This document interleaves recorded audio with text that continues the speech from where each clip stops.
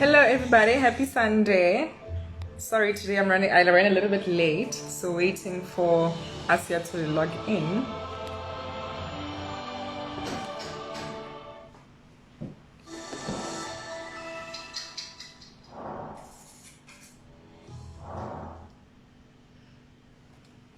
Hey Kali. So I'm gonna play a bit of music in the background while we wait, because it's often awkward just sitting here by myself. Hello Deslin. Hello Batu. I'm so happy that you guys have connected. Some of you are new faces. Welcome to the Royal Corner interviews. Hey Nosi. Okay. There is fire on the mountain. Okay, Asya's joining.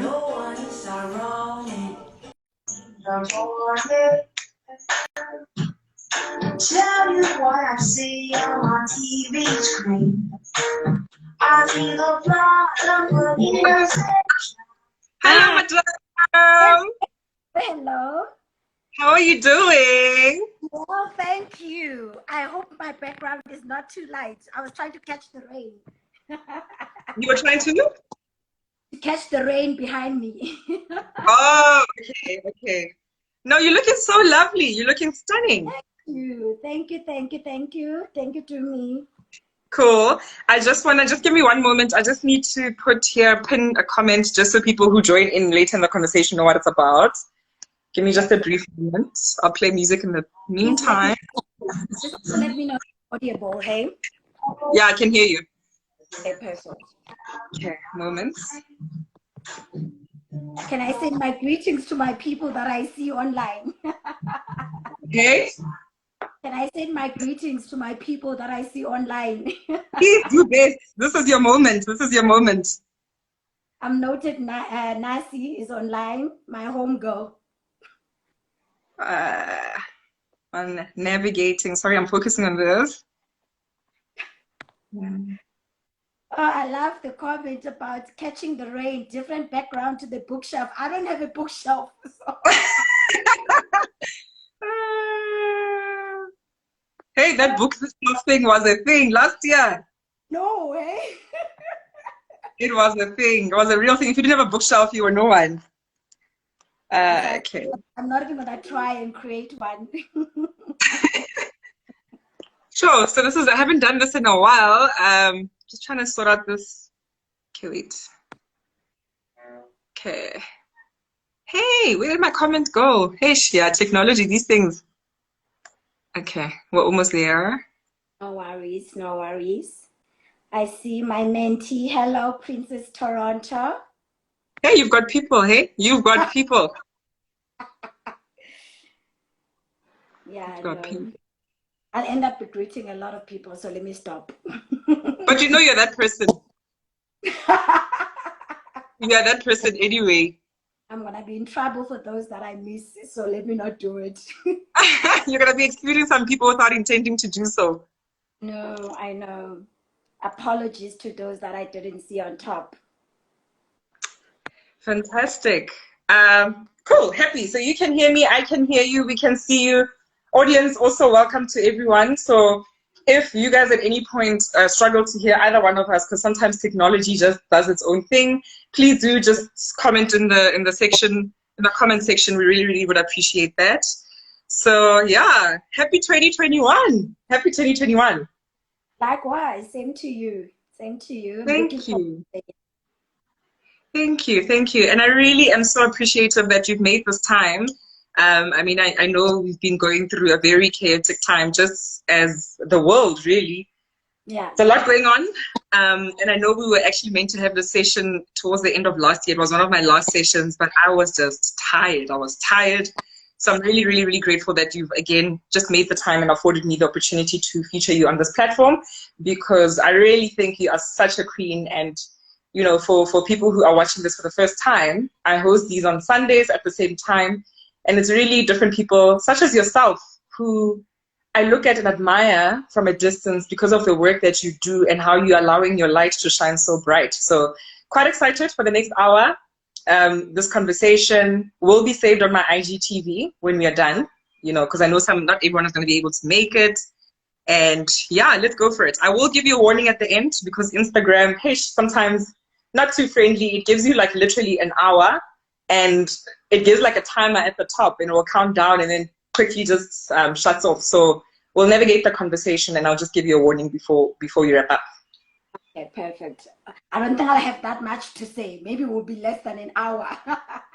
Girl, you have a lot to share with us. You have a lot to share with us. This is to me, Yeah. but I'll try.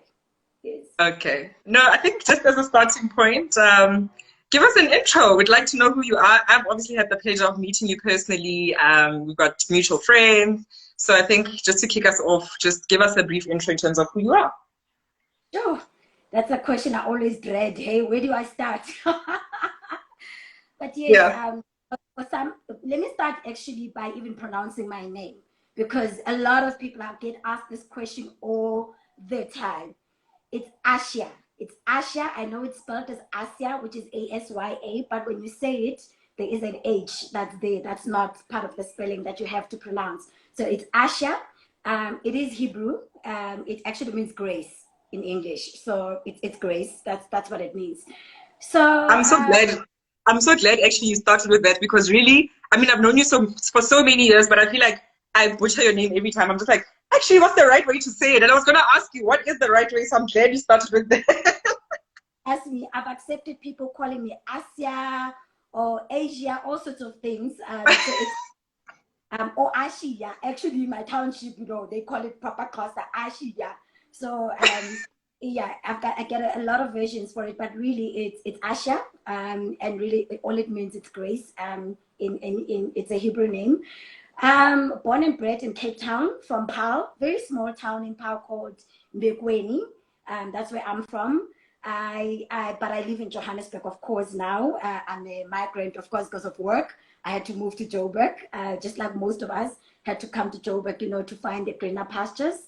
But I started in Cape Town up until my university. I went to UCT for my undergrad, and then, of course, started working, did my honors while I was working, and I'll explain as I explain my journey what was my reason for doing that.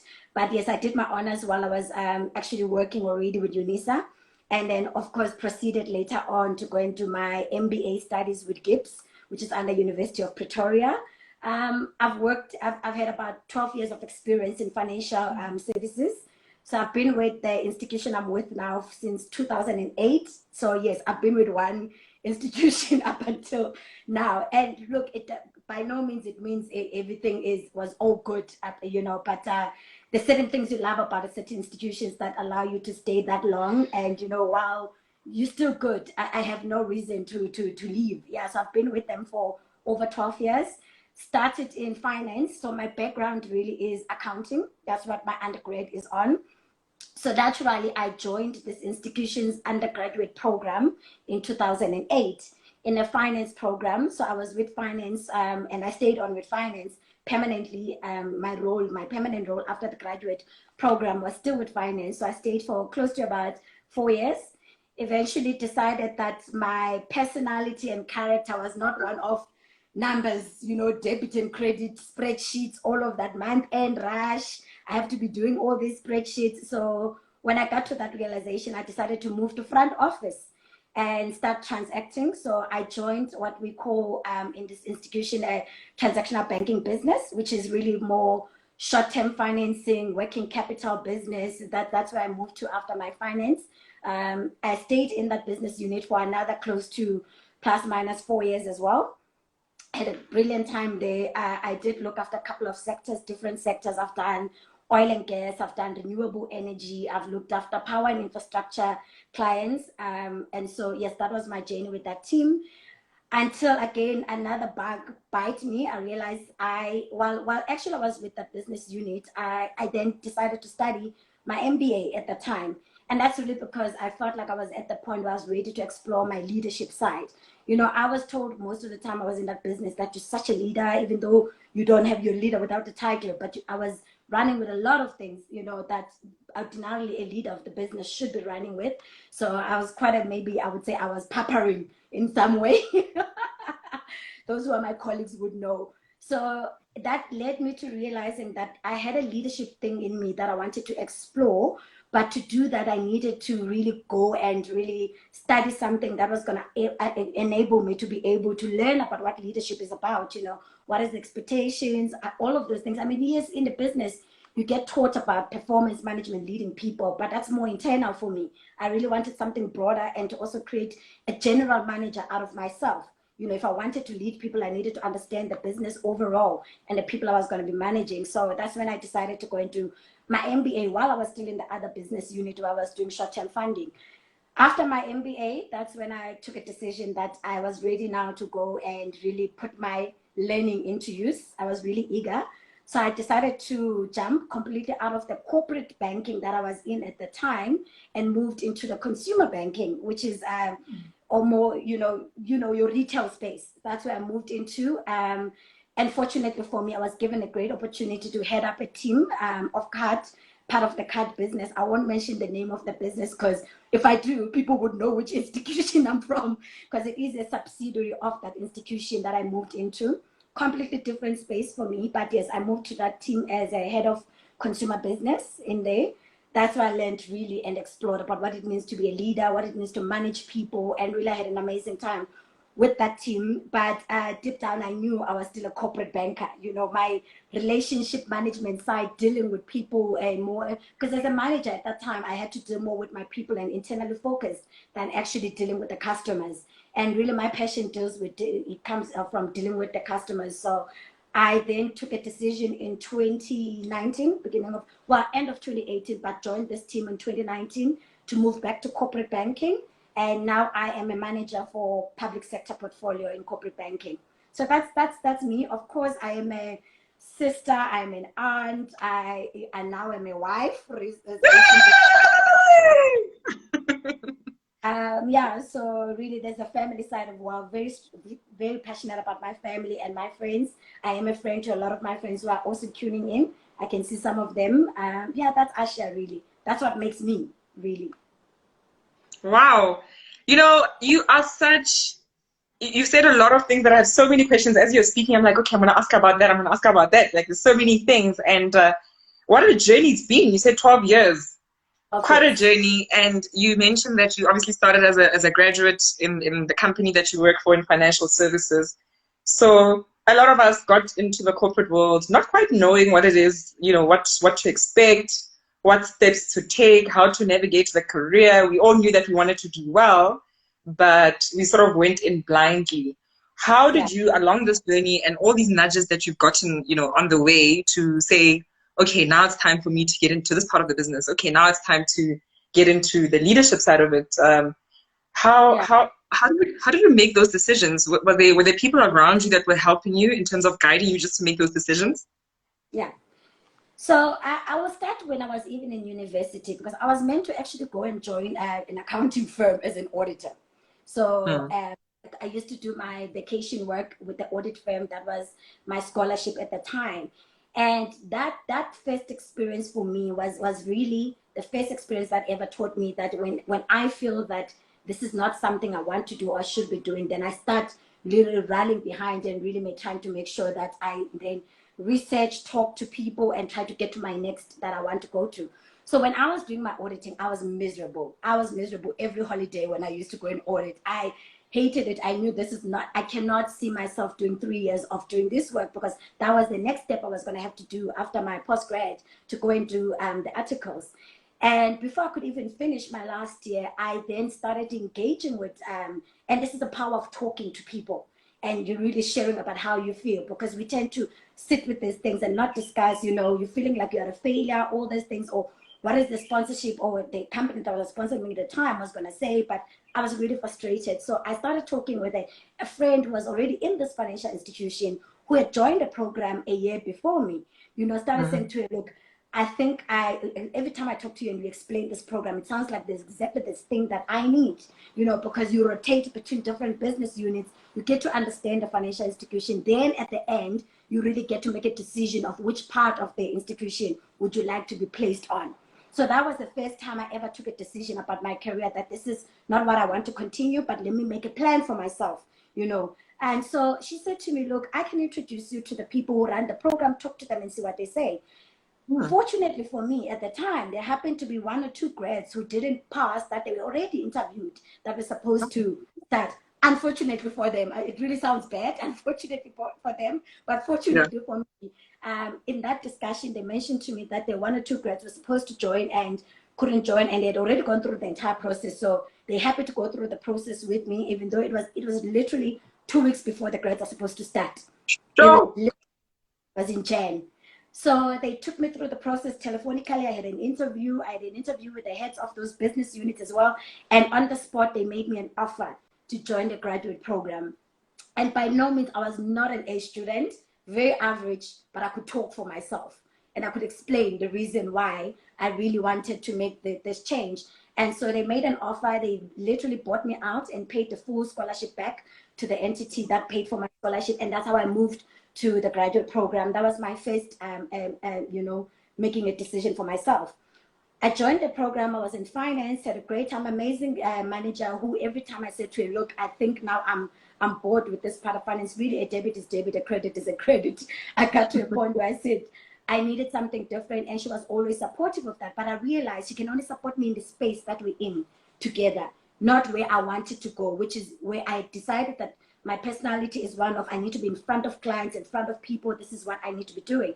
And for me to get into that space, it meant I needed to talk to people who are in that space, you know, to try and understand, you know, how do I get into that space? You know, what do I need to have and all of that. Again, power of talking and networking and sharing. I happened to be talking to a senior manager who, and at that time, I must be honest, I didn't say I specifically wanted to go to that short-term funding team. I was clear about what I wanted to learn. I wanted to be in a role that will put me in front of client facing, engaging with clients, you know, and transacting, all of that, dealing with people, not spreadsheets. That's what I wanted. That was really the first thing I said I want to do. I so happened to meet a gentleman who truly ended up being one of my mentors at a coffee spot in the same institution. And we were chatting, greeting, and I found out which business unit is on, and I explained to him my current dilemma, what I wanted to do. And he said to me, look, I know a head who's also might be looking soon in the space. Do you know anything about the space? No, I don't know what you sell. I don't know what you do, but I know I can bring myself and my personality. Give me 3 months and I could sell, I will know your product. I've always been a big believer to me that you can take any Jack and Jill from the street, teach them the actual product, and 3 months or 6 months later, they will be selling that product. It's about your personality, your skill set, what you bring to the table, not the product. All the institutions sell the same thing, really. You know, that I can give you a manual, you learn it, and you'll be fine. So it's never something I would ever look at when I look at a role as to what does this institution sell. I'm not a believer in that. It's about what is this institution looking for in terms of skill-wise, and can I fit in with the team. So I had a conversation with this I was introduced then to this then manager was going to be looking. And I remember we met up and we clicked because at that time we were both Xhosa, so we clicked there. At first, we could find things that we knew we were you know that we were relatable about. You know, I found out it's Xhosa, I'm Xhosa, and we just laughed about that. And eventually, he said, "Look, I'm not looking at the moment, but I know somebody else is looking." The conversation continued like that. You see, if I didn't start talking to the guy who was at the coffee spot, I wouldn't have gone through these people. The first one said, I will introduce you to this one. This one said, look, I'm not looking at the moment, but I know somebody else who is. I really like you, and let me connect you with that person. And they connected me. I had a coffee again with this person who was going to be looking. And on the spot, the guy said, I like you. I like you, and I like the honesty about not knowing what we do. You can learn, but your attitude alone, I think you will do well in the space. So we'll give it a chance, go through the process. And of course, I had to go through the HR process, but never underestimate the power of having discussions with people. And I know some people are introverts, you know, but a coffee, saying to someone, let's just have a coffee. There's no need for you to go out for drinks with the individual. There's so many ways you can connect with people at a different level. And that's why I'm like you know, almost an ambassador these days of always connecting people and making sure they meet and talk and all of that, because it helped me to get to where I am. So I did apply for the role, the short-term financing role, the working capital role. I went through the process and I got the job. And that's how I moved into the front business. So that was my second learning again. And the third one really was when I then took a decision that I wanted to do leadership. I was already doing so much to me. So I'm the kind of person who throws myself at any role. Give me any role and I will throw myself at it. And that's just who I am. I remember one of my bosses in that short-term funding team made a joke and said, I don't even know where you fit in it. I don't know whether are you a salesperson or a leadership person, because you do both things so well. You do all these things very well. Wow. And who I am by nature. I take everything I do serious because I'm very mindful about, how I present myself, the legacy that I leave behind. And sometimes I will be going through the most in the business unit. You wouldn't even know when it comes to the way I deal with the people that are my stakeholders. That's just who I am. I'll deal with my boss about the issues I have, but I make sure my work speaks for itself. So when I then decided that I was already doing so much that's more leadership required in the business unit, I was training all the new joinees in the business. I would train them what it means to be, what we call a transactional banker at the time. I trained what you call our business managers at the time. And those people have gone to be really amazing transactional bankers today. They used to call me Tishala jokingly, like a Tishala means a teacher. So I did that. I was campaigns for the clients. So I was doing quite a lot that I felt like, I'm doing a lot of what these my leaders are supposed to be doing. So what stops me to being a leader myself? And unfortunately, there's certain institutions you work on, you realize for you to get the next right pay or the next on the right level of influence, unfortunately, it comes with a certain title. The business unit I was in at that time, it was very clear to get the right in the right rooms, or have the influence that I wanted to have. I needed to do something more for myself. And so that's why I took the decision to study, and they really supported that. And they also really came on board to say, we see you as a leader in the business, as our talent, so we will pay even for your studies. And so that was my next journey. But when I finished my studies, something happened. There was no role, no management role in the business unit I was in. And we started clashing on a few things principle-wise for me. And that's where your values come in. I had observed and watched, and there were certain things that I was not comfortable with the business anymore. I didn't feel like they were aligned with my principle and my values. And I felt like it was a constant fighting, trying to get to correct these things. And it just got tiring and it got toxic, And then I reached out to two of my mentors about it. And those people really, adding to already me feeling like I needed to go into more of a leadership role. But at that time, I was too focused on doing this within the business unit I was in. I wasn't open-minded, thinking that I don't have to actually be a leader in this business I'm in. This institution is quite huge and wide. I can do this in other business units. But I at that time probably had a mindset of, why would a new business unit take somebody they hardly know and put them in a leadership role? In my mindset, I was thinking, to me to be a leader, it means I must do it in the business unit I was in. Until I spoke to these two gentlemen who both said, actually, no. Your track record speaks for itself. If you represent yourself well, and you do actually state about where you are, your frame of mind, and what you want to learn, and be honest about certain things that you don't know now, that the business unit you're joining will have to help you to develop. Like managing people, of course, performance management. I didn't know what that is at the time, because I've never had to do a performance management of someone. Having to deal with somebody who has a sick child, who has a sick parent, all those things. Those are the things I knew I fell short on, and I would have to learn. But when I spoke to anyone, and then one of my mentors said that really stuck with me. When I spoke about the toxic side of the business, he said, you need to graduate from this business unit. That's a line he said. You need to graduate. As in, you're done your time, you are done now, you need to move. Honestly, it's not worth it. The second gentleman said to me, Asha, you need to, yes, I'm all for you fight, but you only need to fight to a certain level. When it gets to a point in time where it becomes as toxic as it is, it's time for you to move. Because what people will do at that time, they will tend to then to go on a smear campaign about you, because you're forever raising your voice, not raising as in shouting, but raising things that are bothering you. And you then get picked up as this person who's a problem. You're causing a problem in the business unit. One of the senior managers in the business unit had the audacity to even say to me, you are too influential. You must remember that when you say something, the other transactional bankers are listening, and they start wanting to do the same. And I said, so if you realize I'm that influential, then why am I not getting the recognition that I need? You know, so, but I realized it was time for me to go. And I then again took charge of my career, started spending so much time on the intranet, looking for other roles in the business, but I wasn't done with the institution. You see, I knew the institution was not all that bad. I was dealing with this place I was in, with the individual I was in. I was not going to make it an institution issue. So I knew that this institution is big enough, and the two people were my mentors at the time were part of the institution. And if they could see it, and they have run business units so smoothly, you know, I then realized there's no, I don't have to leave, but I have to leave the space that I'm in. And smear campaigns happen, trust me. A lot was said about how vocal I am, all those things. And I realized, you know, it's time to go. Applied for this role as a head of this consumer business. And this is another thing to me that I please want the audience to understand. When I applied for that role, I probably didn't meet half of the stuff they wanted because I was never a manager or a leader. But they asked for things. Yes, part of the educational background was if you have an MBA, it was a plus, which I had that at the time. But there were things that they were looking for as well that I hadn't done. But there were things that I had done. Like I knew, like they say, you would need to run and make sure marketing campaigns are done. I've never worked in marketing, but I knew I was running with marketing while I was in that transactional banking business. I learned something from that. You know, you needed to do strategy. You needed to learn how to do budgeting. All those things were there. But I didn't meet all of them. When I could realize I meet 50% of what they wanted, the rest I can tell them I will learn in the job. I applied for the role.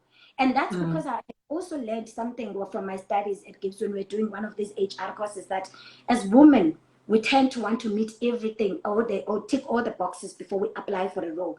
Men don't do that. They don't do that. They're very confident. Once they meet at least certain portion of what they look at, they go and apply. The rest they'll see in an interview. So I had remembered that as well. I was like, you know, Asya, what's the worst that could happen? They could reject you. It's fine. You know, that's it. So I applied for the role. And I remember the CEO of that business unit said to me, I had just literally closed this role today as your CV came in. And I had just said to myself, I can't find anybody internally. I'm about to go external. But let me give her a chance. Last interview she did, it was Friday afternoon. I applied the day before. By the following day, I was asked to come for an interview. And so because she really wanted to wrap it up internally, we had an interview, and she always reminded me while I was working under her. Of course, I got the job. When I was working under her, she said to me, you were like fire in my interview. I was just like, who? Wow. So she's like, I just could not say no. You just got me eating out of your hand. And I was just, by Monday, they made me an offer, and I said bye to my business unit that I was with. And surprisingly, you will get those things, people getting surprised that, are you leaving us? We thought you were going to, we paid for your studies and all of that. But I was very clear about, I had given you a year after my studies to make a decision about my career, but it was time to take that back now and actually drive my own career. And I moved on to this new business unit where I did a leadership role for 2 years. I was there, and we did amazing work. The only reason I then moved back into the corporate business, like I said, I realized I missed the game being in front of the clients. And it's okay to realize that maybe leadership is not for me. You know, I did it, and I did it well. That team, when I left, they cried. They could not believe. It was just like we had been operating at our best, you know, all of that. And I was really running with everything. I didn't get in there and become a leader. You see, I was actually running with the campaigns, helping with the work, getting my hands dirty, because I was still learning the business. And I was mindful that I'm managing people who had been there way longer than me. They know the business better than me, so I could learn from them. But I decided that, you know, I missed the client space and the corporate space, dealing with corporates, because dealing with consumers like you and I, it's a totally different business with companies. So I realized I missed that space, and I was made an offer by CIB to come back in a role that I had already also expressed before I left that I wanted. I had spoken to them about the role. It wasn't available at the time, and then I moved on to this because it was my second option. Then I moved to this institution where the card business. The HR people remembered that I had said I'm interested in this role. Wow. Later, they sent me an email to say that role we spoke about has suddenly come up now. Are you still interested? Do you want to apply for it? I was like, okay. So I applied for it, went through the process. got interviewed by the business, and again, nothing beats honesty in there. The certain things I didn't know. I was going to have to deal with credit, committees and senior people now that I haven't really dealt with before I left the business. But it was a developmental area for me, and so that's how I moved back into the role that I'm in today. So that's been my journey, is to being clear about what is it that I wanted to learn on the next role, or wanted to explore, or wanted to to advance in my career that I haven't learned. And that's how I got to move. And the power of talking to people, sharing about where you are and where you go, talking to my mentors about some of my frustrations and all of that, and really being honest in your interviews. That's all gotten me to where I am today. My goodness. Amazing. As you're speaking, I'm looking at the comments that are coming through, a couple of people saying, what a powerhouse. And just hearing your story in terms of how you've taken ownership and not waited for things to happen to you is absolutely incredible. It is so incredible. I mean, my key takeaways from what you've just said is the importance of obviously being intentional and saying, okay, where am I going to next? And what are my development areas, so that even when you get into that place, you're quite honest about that. Because, we're not going to always know when you start a new role. You're not clued up about it necessarily. But with the right attitude, which is a big part of what I'm picking up, you have a can-do attitude, and you're saying, listen, nothing is impossible for me. I'm going to get there, immerse myself, and I'm going to learn. And I think a lot of us, when I say a lot of us, we are African women. You speak about how men show up at the table, or in fact, they shoot their shot. They take a chance. And we are here second guessing ourselves and wanting to have this, or if there's like 10 requirements, we want to master all these requirements. But from your story, you're saying, guys, you don't have to wait for that. Get in there. Put yourself out there, talk to people, which is another incredible thing about you. What I've learned over the years about you as well is that you're ever so willing to share opportunity, to connect people. I mean, the other day I saw a random message from you. It was a forwarded message about an opportunity somewhere, just saying spread the word if you know someone who meets this criteria. And that really is you authentically. And it's so refreshing to see. There was actually a comment that I saw earlier. I wanted to go back to it. People are really loving this conversation because, I have to scroll up all the way. So the question was, how have you navigated the space as a female being young and Black? And has it ever been a hindrance? And how did you overcome it? Sure. Yeah, no, all of that has been said in that one sentence. I've gone through it as a Black female. To a point, I would say it upfront, when I was doing my thesis, I decided to actually do my thesis on gender equality, because it was such a big passion of mine, and it was something that bothered me quite a lot. Some people would think, oh, you've done well, you've moved from one business unit to another and all of that. But in that journey, I picked up certain things, like I said, were very uncomfortable as a woman and as a Black woman on top of that. And so I decided to explore the topic to understand, why are we just not progressing, why we're not getting the right level of support.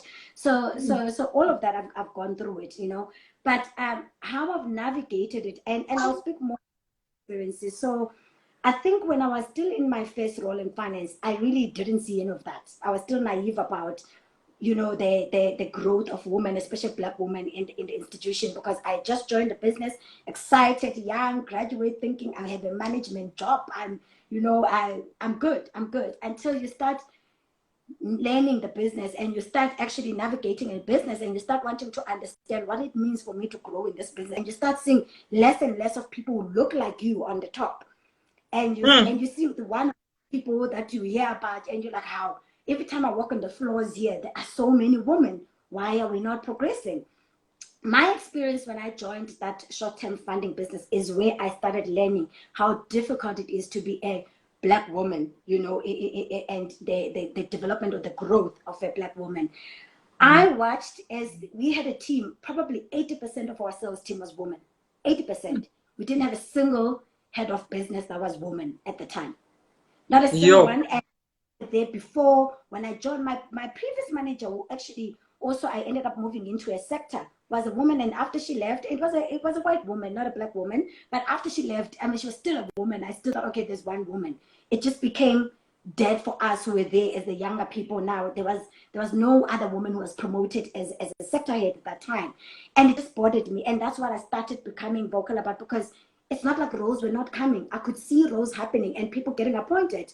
But truth be told, it was I learned about what they call the boys club. It was the first time I ever is a boys club. It was by experience in the business unit I was in. It was this group of guys who were forever going on lunches together, playing golf together, doing things together. All of them, the next row was getting to one of them. So it got to a point where you see, you know what? Even some of the ladies in the business felt like it's even pointless to even apply because we know the next one is gonna go to whoever in that group of people. But I wasn't gonna let that slide. You know, I was like, I've worked hard to be here and I've worked hard for this business unit and I knew the value I bring to the business unit. You know, I brought so much value, and so I was not gonna be quiet about this. So I was quite vocal about it. And yes, you need to be. If it bothers you that much, you need to be. There was no point of being grumpy, walking around the corridors, but you do it tactfully, of course. You don't shout about it, or you don't try and influence the flow. You know, I said to one of the guys when I had a conversation with him, and it's so funny. You think those things don't happen, but they do happen. I had a conversation with two of my managers at the time in a private room about what I'm observing in the business and what bothers me about it. As a young woman who has an aspiration to grow in this business, but this is what I'm observing. Honest conversation. And my part, I thought it was an honest conversation. So, I don't hold it against them, only to find out they didn't maybe see it this way. One of the gentlemen was in the room, and sadly, guys, it was a black gentleman who said this, who made this comment. And he said to me, but Asya, you can't say such things or be vocal about such things, because then you're going to find yourself being marginalized in the business. You find yourself being marginalized. That took me back, and I could see the embarrassment of the second gentleman who was in the room. And I said to him, I called you in a private room to share what I think is not working in the business. And here you are threatening me about being marginalized in the business. This is when I know I'm in business. Because clearly, I should not have said anything, and I must just accept we're never going to go anywhere and grow in this business. And the second gentleman was quick to say to the other one, please take back what you just said. It just did not come out right.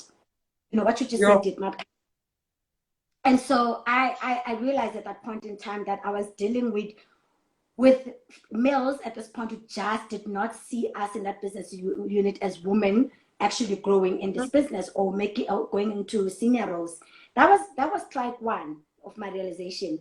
The second part, after I finished my MBA, one of those managers as well went through some sort of a executive course in the business. And in that executive course, I understand that one of the topics they had to explore about the gender equality of the business and why women are not progressing. And so I challenged him. I said to him, we must actually have a dialogue in the business about this, and you share your findings on what you did. I share my findings as well. I remember the gentleman saying in front of other females who were actually in there saying, for me, what I found out is what I found out. And anyway, I have this thing about, if I give a project to a woman and if I give a project to a man, I just feel like a woman is going to give it 60% of the effort than a woman. And secondly, what will be the purpose of the debate we're going to have about this? Because trust me, there's nothing I'm going to do about it. I'm just going to go home and go in and drink my glass of whiskey and move on about life. That's what he said to me. And so the second time I realized, we're on our own here. Sure. And then I took it, and while I did my thesis, and I was actually interviewing a couple of senior executives in that institution to find out why women are not progressing and all of that. And that's also where I saw that there's ones that were passionate about this. Really, two of the guys who are now even my mentors were very clear about you needed to have a personal conviction, and yes, this is what is happening, but we've taken the decision now as ourselves in our business unit that this is not how we want to run our businesses. We want to see women prosper. As long as you are competent and all of that, you apply for the role. I would never not appoint a woman. Now, in the business unit I was in, you wouldn't even know if the role was available. You would just get told that this is the next gentleman who's going to be heading up that business unit. And so, yes, at some point I was vocal about it. That was my first way of thinking I'm going about it the right way. Vocal about it, talking to these people, saying this is what we're noticing in the business. What is the business doing about this? It went all the way up to even the HR. I was called on an HR meeting to explain what I said. And I explained what I said, and I still said I'm saying what I said. Disappointingly, the HR manager was a female, black female, who didn't share the same views, who just thought, but she was doing her job.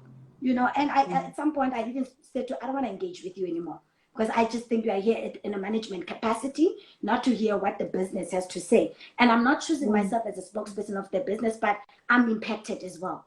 I'm one of those women who actually see that my growth is nowhere near in this business, you know. So I was very vocal about it until I got to that point where my mentor said, look, this business is not going to change, because the chain all the way as you look up, it was just all these males.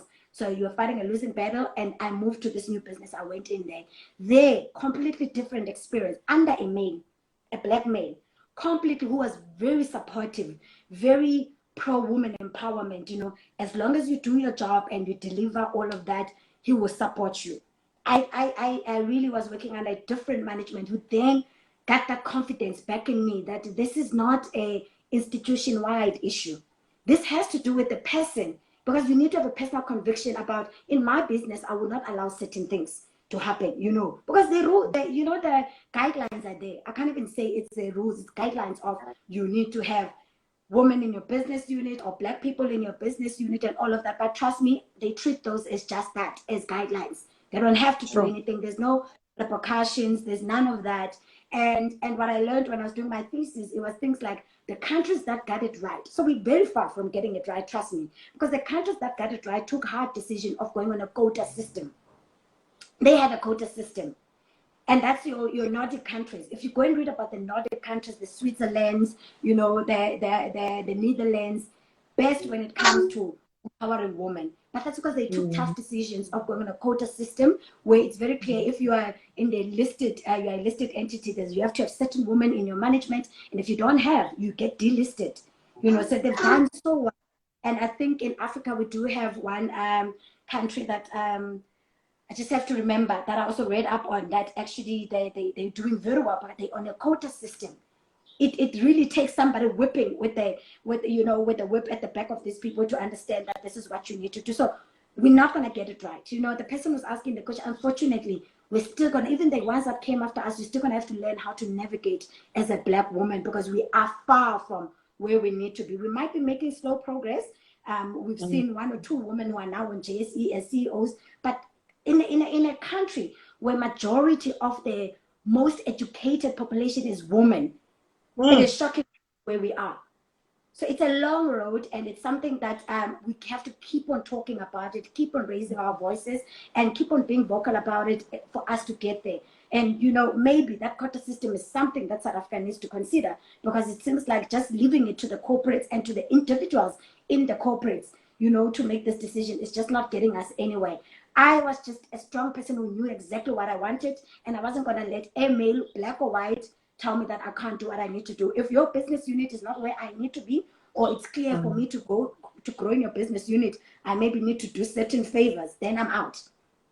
I'd rather be out than me to endure such. You know, that's the decisions I took for myself, but it really is a long way to go. Sure. Asha, so to that point, actually, what's quite interesting about it, I mean, your personality, you're very strong, you're a powerhouse, as we've said, very daring, very bold, you know, very unafraid and unapologetic to have these conversations, to say, look, do not think I cannot see what's going on. I can see there's no women in positions of leadership or influential, so-called influential positions. So often, I mean, when people try, that gentleman said it to you when you guys were having that conversation in that private room, to say, you will be marginalized. And a lot of people are afraid, you know, people who are ordinarily vocal, they then start to think it's almost like their light is being dimmed because they're afraid this is going to impact my livelihood. If I'm going to keep speaking about this, I've been warned and I've felt it. Either I've been put on some sort of, I've been told I'm doing something wrong, like they're nitpicking. And should I keep talking, vocalizing, or should I actually just, you know what, mind my own business, stay in my lane, don't bother anybody, because at the end of the day, my family has to eat. And unfortunately, I think most people, the latter, they choose the safety net to say, I'm not going to keep vocalizing this thing, especially because I've been warned. I've seen other people who've been vocal about some of these things and what's happened to them. They ended up outside of that organization. So did you, I know that it sounds like very much from your personality, you're a very courageous someone and you're willing to fight the good fight. But is there something, because sometimes people are like, you know what, I don't even have the allies in the organization. I don't have allies, people who will have my back and help to carry me. Yeah. So I'll tell you, I'll tell you what made me to be like that, honestly, at the time. It was going to take a lot for that gentleman to marginalize me, especially when it comes to my work. And I tell this to all the young people that I mentor. You can be up in here and be vocal and all of that, but do not let anybody ever fault you in terms of your service delivery and your work. I can sit here today and say I was one of the best sales managers they've ever had in that business unit, and they knew it. They knew it, and I had the biggest portfolio at the time, biggest client base that they had. Even if you had to go and ask to my clients, who is Asya, none of my clients would ever say she hasn't shown up for us. She hasn't delivered what she needed to deliver. You know, I then tell the people that I mentor is that you can fight the fight and be vocal, but don't let your work drop or what you are doing as your business drop, you know, because people find loopholes like that. When people marginalize you, I think you've seen it too in corporate. The first thing they do, they put you on performance management. To put somebody on performance management, you must prove that person is not delivering. He was not going to be able to do that. I can tell you for sure, 100%, he was not going to be able to put me on performance management. He was going to have to prove where in my performance am I lacking. Because the quality of relationships I had created with my stakeholders internally, with my clients externally, was very strong. You didn't need them. Those people were my managers, but they didn't even know my clients the way I knew my clients. So I made sure that side of my business was strong. My stakeholders internally, I was surrounded by very strong people, including my mentors who were key people in the business as well, who I knew if push comes to shove, I need to bring them to represent me. They will gladly do it because they knew me. They knew that personally, they knew who I am and how I raise things. I remember saying to one of the gentlemen when he made that comment in that room, I said, unless you tell me that I sweared at you or that I shouted at you, then you have reason to worry about the way I'm delivering what I'm saying to you. You can't, because I've never said anything to you. I've never sweared at you. I've never shouted at you. You are sitting in a private room right now when nobody else knows what is our discussion about. I'm having an engagement with you. So exactly which part are you going to take back and say, I'm being disrespectful by actually raising this thing with you? Because the business at that time also was running around with the concept of safe to speak up. There was a thing that the business was talking about that they're trying to introduce called safe to speak up. So I was exactly exercising the thing, which is safe to speak up. But you know, you find that in some places they run with those things, but it means nothing. People are still being marginalized. Yes, people are still being made scared to talk. But here, the business going out there saying, we are a safe to speak up business. People can raise what they need to raise. And they made a mistake of putting me in the transformation committee. So I knew the policy in and out. The same business appointed me to be in the transformation committee. I do think that appointment was made to shut me up, to put me in that structure, because people in transformation committee can go and vent and talk about their issues there, and it ends there. You know, and you know, we all move on. Next day it's a different committee. They made a mistake of putting me in that committee because I used that committee as exactly the stepping stone that gave me the right to talk about certain things. Wow. Because I had I could see where we're sitting as a business. I had access to new appointments. I could see where we are. All of that has to go through the. So I had the data to say, this is what I'm observing. And if you want to marginalize me, by all means, go ahead. But you're going to have to explain to your clients, why is she gone? You're going to have to explain to certain steps that I created those relationships with, why is she gone? So really, I think I was that strong in my delivery and my work and my relationships that it would have taken them a lot to try and get me to marginalize me or to keep me quiet for that matter. Because I was very clear that I did not study and work this hard only to come and be told that sit in the corner and keep quiet and take what we're giving you. Sure. And yes, I made the decision that I am dealing with really a business unit that is not going to change here. That is when I took a decision that I need to leave, but it was on my own terms, not because somebody drove me out of the business. Sure. So wow. So allow the word to me, but courage of conviction. Absolutely. And I love what you're saying, because I mean, if you have your work speaking for you, nobody can use this. There's not, they can find the slightest thing, but there is the proof in the pudding that this person is an asset to our business. Yes, she's vocal, and it's uncomfortable for us because we want to maintain the status quo, really. But hey, really, these are things also she's vocalizing that we know we've been wanting to suppress, and we don't want them to come to the surface. One other thing that you mentioned quite throughout your responses in this conversation, you speak a lot about mentorship and the mentors that you've surrounded yourself with. Someone earlier on in the conversation actually asked, how do you go about selecting your mentors? Yeah. So I now speak about my own experience and also what I've learned over time. And a lot of it is you can read it. A lot of material is out there, but what I've applied in my situation, and it's worked really well. First of all, I think there's a whole thing of we need to differentiate a mentor and what we now call in corporate a sponsor. There's a new term, Yeah. new buzzword, a sponsor in corporate, and then there's a mentor. And I want to be clear, a mentor can be anybody. They don't have to be in a senior role. They don't have to be in the same business unit as you, but it has to be somebody that you know. When you have ideas, when you have things to share, when you know there's something that you need to bounce off, you need to you check yourself, you know. It's almost creating a board of advisors for you. It's like I call them my board of advisors. The people that I know have my best interest in my growth personally and even professionally. But these are the people that I know I can always go to for anything or any advisory. And those are people that I call my mentors. A sponsorship is somebody that you know. It's almost like it's got an expiry date relationship, a sponsorship. And unfortunately, most of the time it works when it's somebody who is in a position of influence. Somebody who can talk about you in rooms where you don't have access to.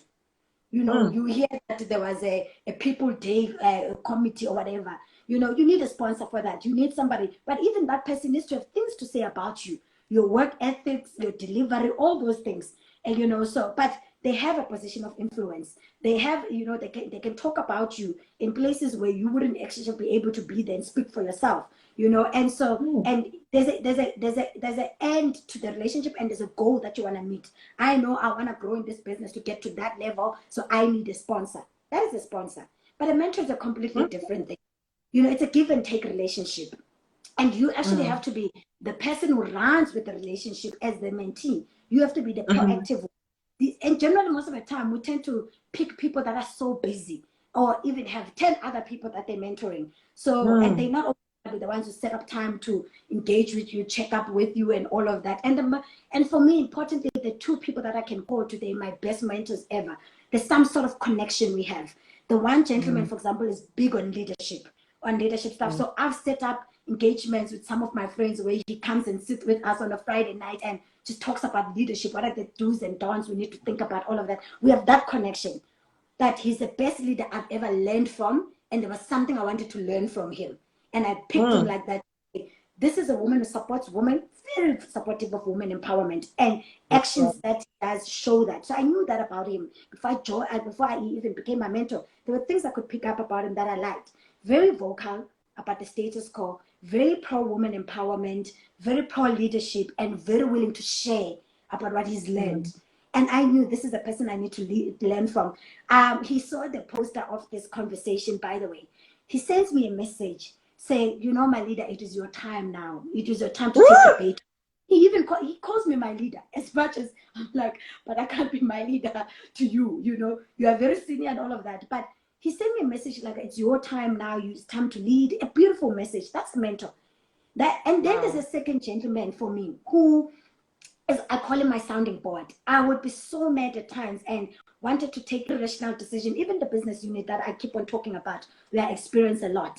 But he was always the person I used to go to and be like, you know, they did this and this. And trust me, he was not always saying, Asha, you're right. There are times he'd be like, I think you are wrong there. You shouldn't have said it like this. Maybe you should have considered like this. You know, I would write an email sometimes out of anger, but saying the right thing, but write an email. And he says, first send that email to me. He will review it and look at the tone of the email, what I'm trying to get across. And where he feels like you shouldn't be saying this, he would be that person who said, don't say this, but say this and all of that. So I go to that person for everything before I do anything and even make decisions for my careers. He's one of the people that I talk to. So you see, the thing is, for me, there has to be that thing that you respect about somebody for you to ask them to be a mentor. You can't want to be somebody who must be a mentor to just because they're famous. I mean, one of the things, and may his soul rest in peace. I think it was Dr. the lady who runs a construction company, I forgot, I met her once, actually. I think her name might be Grovo, if I'm not mistaken. Most of the ladies here would know her.